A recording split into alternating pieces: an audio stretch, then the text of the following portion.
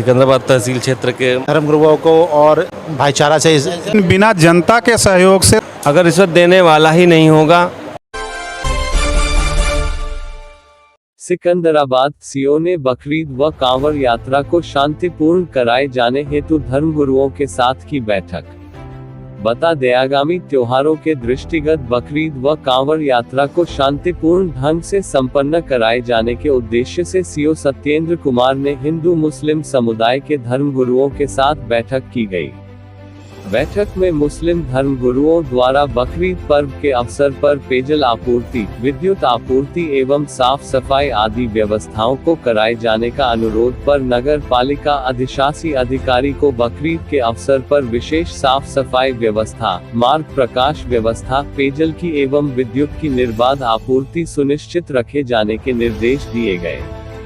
यह अपील भी गई कि नमाज मस्जिदों, ईदगाह के भीतर ही अदा कराई जाए, सार्वजनिक स्थान पर नमाज अदा न की जाए।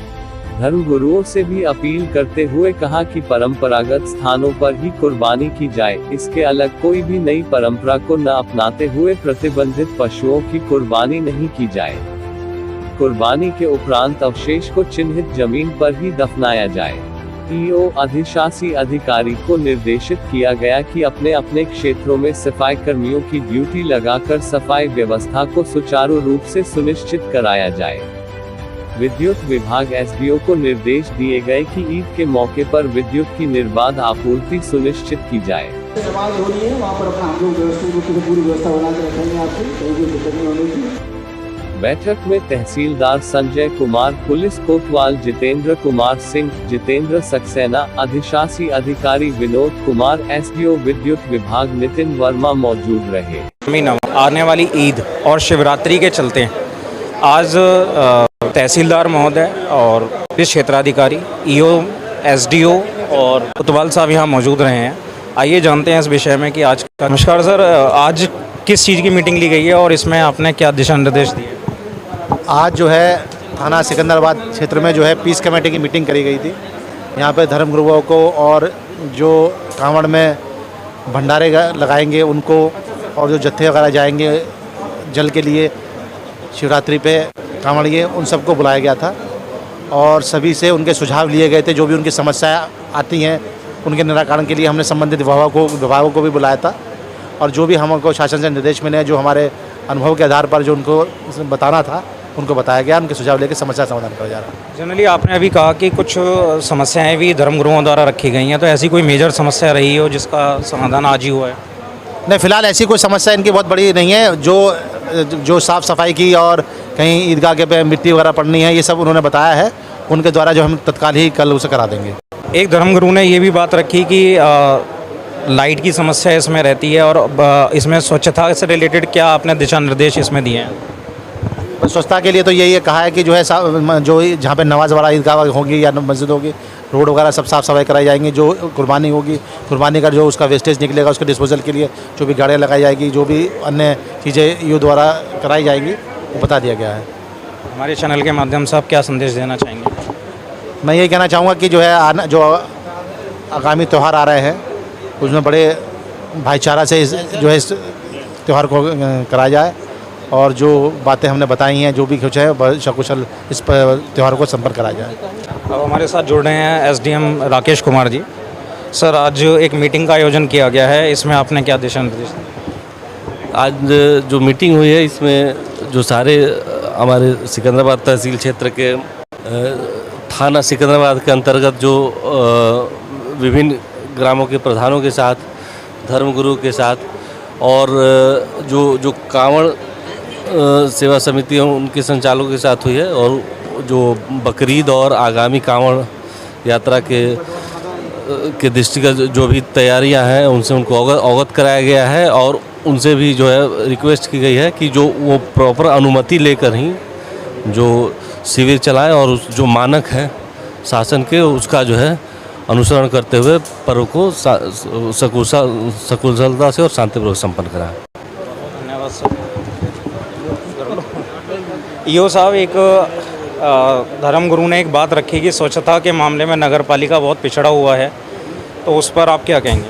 स्वच्छता जो है विभागीय जिम्मेदारी जरूर है, लेकिन बिना जनता के सहयोग से संभव नहीं है। जिन धर्मगुरु ने कहा है उनको भी इस हिसाब से जनता में जागरूकता लाना चाहिए, क्योंकि नगर पालिका स्वयं गंदा नहीं करती है, लोग गंदा करते हैं जिसको नगर पालिका साफ करती है। इसलिए उन्हीं से अनुरोध है कि कम से कम अपने क्षेत्र में वो जागरूकता करें कि लोग सड़क पर कूड़ा न डालें, कूड़ा वाहन में डालें और प्लास्टिक का उपयोग एकदम से न कराएं, तो बड़ी कृपा होगी। जैसा प्लास्टिक के उपयोग के लिए आपने कहा, क्या कोई ऊपर से दिशा निर्देश इसके जारी किए गए हैं?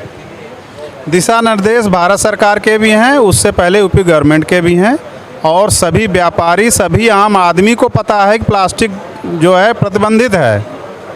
इसमें अलग से कोई आदेश इस तरह का नहीं, लेकिन 1 जुलाई को भारत सरकार ने बैन कर दिया। धन्यवाद सर। एसडीओ साहब, आपसे भी एक प्रश्न जरूर रहेगा। अभी एक सज्जन ने कहा कि लाइट की समस्याओं का उन्होंने अपना मतलब ब्यौरा रखा, और बंसल सिनेमा के पीछे जो डेली ब्लास्ट वगैरह होते रहते तारों के मिलने के कारण, तो उस पर आप आगे क्या कार्रवाई रखेंगे? उनको बदलवाने के लिए जो एस्टीमेट है हमने बना के भेज दिए हैं, अभी जल्दी ही वो सैंक्शन होके आ जाएंगे, उन केबलों को रिप्लेस करवा दिया जाएगा। रिश्वत मांगी जाती है आपके लाइनमैनों द्वारा, तो इस पे क्या कोई कार्रवाई नहीं होनी चाहिए? उन्होंने कहा कि वो रिश्वत मांगी जाती है। हमने ये बोला कि अगर रिश्वत देने वाला ही नहीं होगा तो वो रिश्वत मांगने वाला करेगा क्या? दूसरा, लेकिन इसमें एक पक्ष और भी है सर, जब हो रही है और कोई भी मेरी सुनवाई नहीं कर रहा है, और एक रास्ता दिखाई दे रहा है कि कुछ सुविधा शुल्क के नाम पर, जिसे रिश्वत भी कह सकते हैं, और मेरा काम हो सकता है, तो वो तो उसकी मजबूरी है। क्या आपके विभाग की इसमें जिम्मेदारी नहीं बनती है कि इस चीज़ पर रोक लगाई जाए? ऐसा है, शिकायत करने के लिए एक नियम है, तरीका है कि आपकी अगर सप्लाई ख़राब होती है तो आप बिजली घर पे या 1912 पे कंप्लेंट करिए। कंप्लेंट अटेंड करने का एक फ़िक्स टाइम है कि ठीक है, हमारे पास में लाइनमैन है, अगर वो कहीं कंप्लेंट कर रहा है तो उस कंप्लेंट को करने में अगर उसे 1 घंटा लगता है तो आपकी कंप्लेंट पे वो 1.5 घंटे बाद ही आ पाएगा। आप सबसे पहले जो ये शिकायतें जो आती हैं वो लोग सीधे लाइनमैन के संपर्क में आते हैं। मेरे पास जब भी कोई बात आती है मैं यही कहता हूँ कि आप सब स्टेशन पे कंप्लेंट करिए, आपकी कंप्लेंट 200% कराई जाएगी।